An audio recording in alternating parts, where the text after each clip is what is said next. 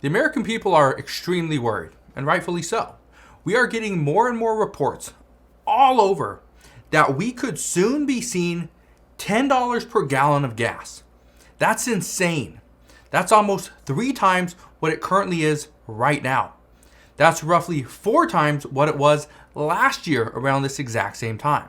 Now, I want to bring this to your attention because what we are seeing happening over in Ukraine and Russia is going to greatly impact our wallets. It's going to greatly impact the way we live.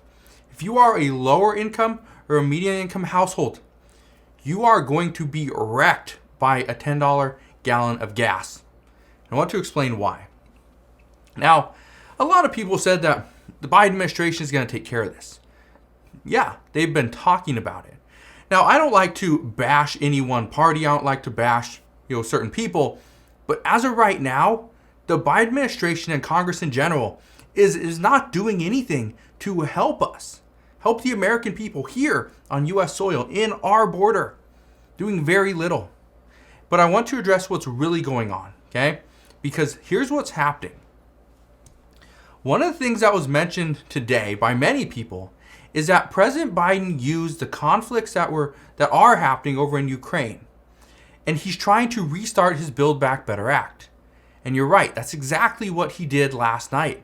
Because last night, President Biden addressed pieces of the Build Back Better Act and made it clear that Congress must take a different approach. And at the exact same time, the only issue that many Americans were having is that the approach that Congress is taking is to repackage the entire Build Back Better Act, pull certain provisions out of it, push it over into a new name, and then send it off, and that's the new approach.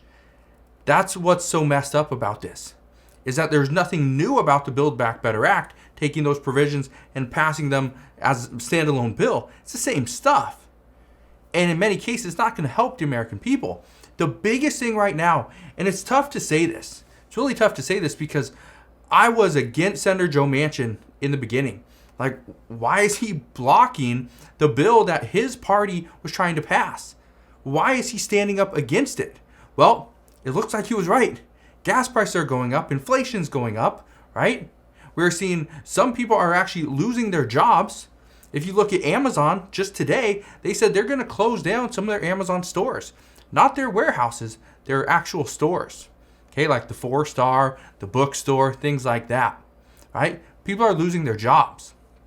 But the big takeaway from last night, it wasn't just that the Biden administration is doing very little to help the American people. It's really hurting the American people that are truly suffering. But they're doing things that could actually put the U.S. into an even tougher spot sometime in the future. But that's really what I want to get to, is gas prices. Because if you think gas prices are only going to impact those that go and drive to work, that's not the case. Gasoline is used for many things, okay? So manufacturing, right? Transportation. Is there stuff that you get at your house, right? You get at the store, food, clothing, right? Everything uses some type of gas. That's the issue. So everything will go up. Let me just run through this for a second, because according to AAA, the average national price for regular gas is $3.62 a gallon today. It was $3.53 just 1 week ago. It was $3.38 a month ago. And it was $2.72 a gallon 1 year ago today.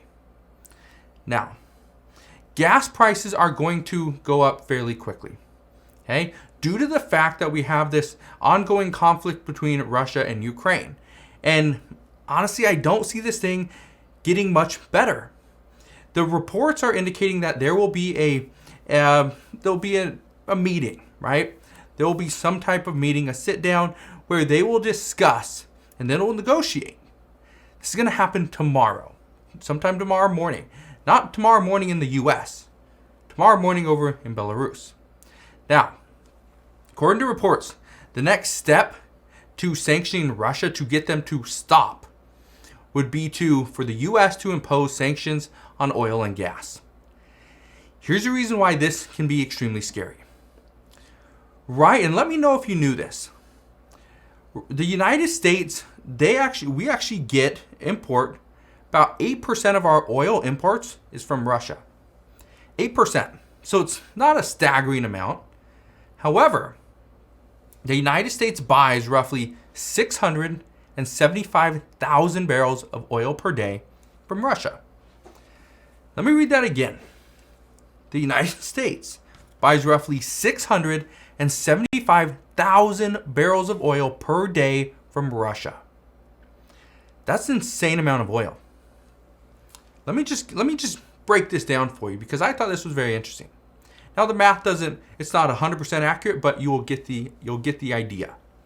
Right now oil is sitting at, let's say, $110 a barrel. Now, just for simple math's sake, let's say oil goes to $200.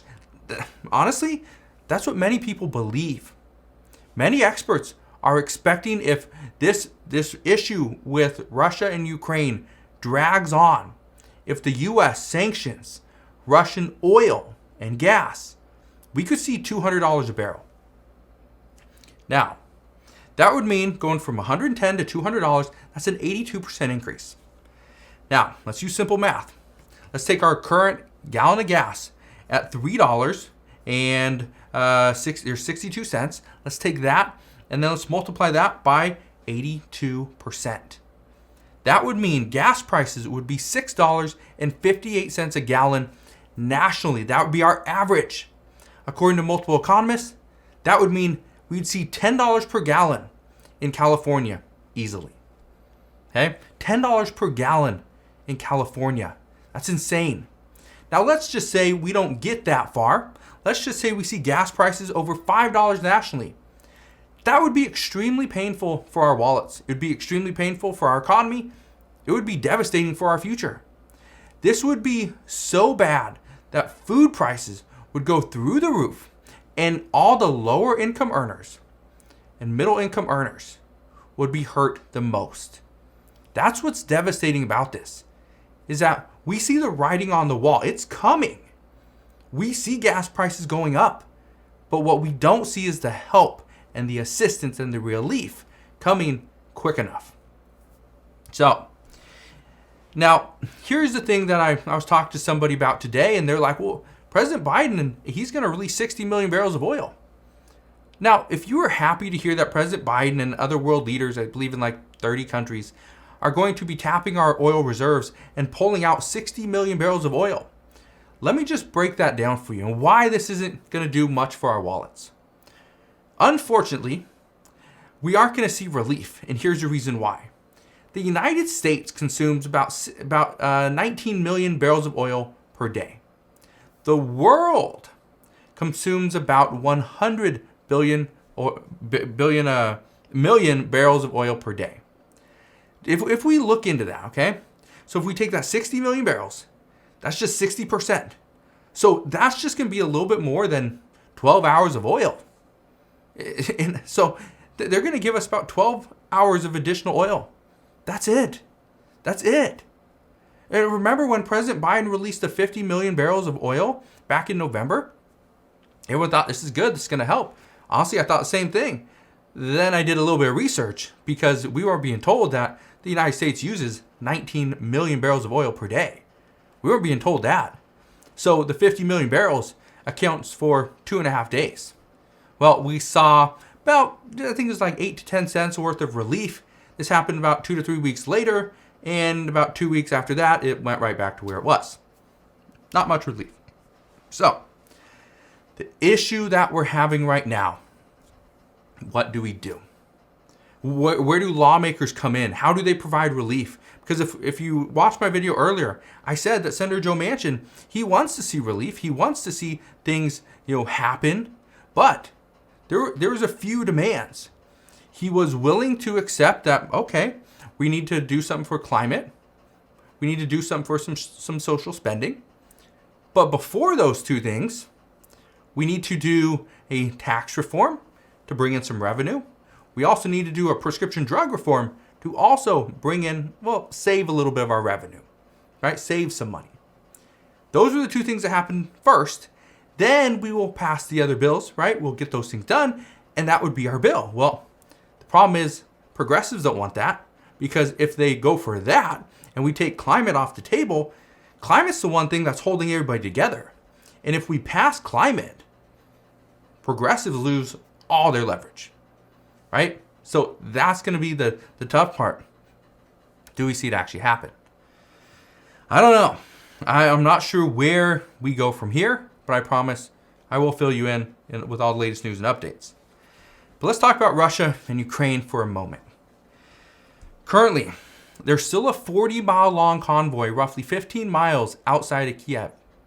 Now, some are saying that this convoy is stalled due to equipment malfunction and failures, and others say it's due to lack of fuel, which is ironic. But many still worry that this convoy, maybe that's not the case. Maybe those two things aren't happening. Maybe they're waiting for, a much bigger presence to ensure that the capital city is taken into Russian control. Now, how do you take a capital city into control? Well, surround the entire thing. Surround the entire thing and start moving in. If Russia, if their goal is to get the Ukrainian president, that would probably be their strategy. Now, and I just want to warn you guys that we got reports earlier that while it happened just a short while ago, that Russia has seized control of the Ukrainian city Kherson. I believe that's how you say it. And the population is right about 300,000 people. The mayor said there that no Ukrainian army is here and that the city is completely surrounded. So like I said before, if Russia wants to control a city, that would be the way you do it. You surround it and you start moving in. Now, we also saw today that Russia's ruble has fallen to record lows once again. Last week, if in Russia, if you had 100 ruble, okay, if you had that last week, you would have two today. $2 worth of it today. Now, this has gotten so bad that many people were making a run on the banks. The banks had to increase rates to over 20% just to try to keep people from pulling their money out. But to make matters worse, here's what the Russian president did today. Vladimir Putin signed a decree stating that Russians are prohibited from leaving Russia with more than $10,000 in foreign currency. Guess what? He doesn't want people taking money out of the banks. That's why they increase rates. But at the same time, he doesn't want them taking foreign currency either because, well, if everyone else takes foreign currency out of the Russian economy, guess what? If Russia needs other currency, well, they don't have it. So that creates a major issue as well. But that's what we know as of right now. Americans are worried about gas prices. Ukrainians are worried about what is going on in our country. And the world is simply watching to see what's going to happen over the next few days and possibly the next few weeks. So I promise I will be here every step of the way. I will keep you updated on what's going on, the news, everything in between. So if you can, go ahead, hit that like button if you enjoyed today's video. Also, consider subscribing so you never miss an update. Just want to thank you guys for watching. Have a wonderful rest of your day. Consider subscribing, and I'll see you guys on the next one.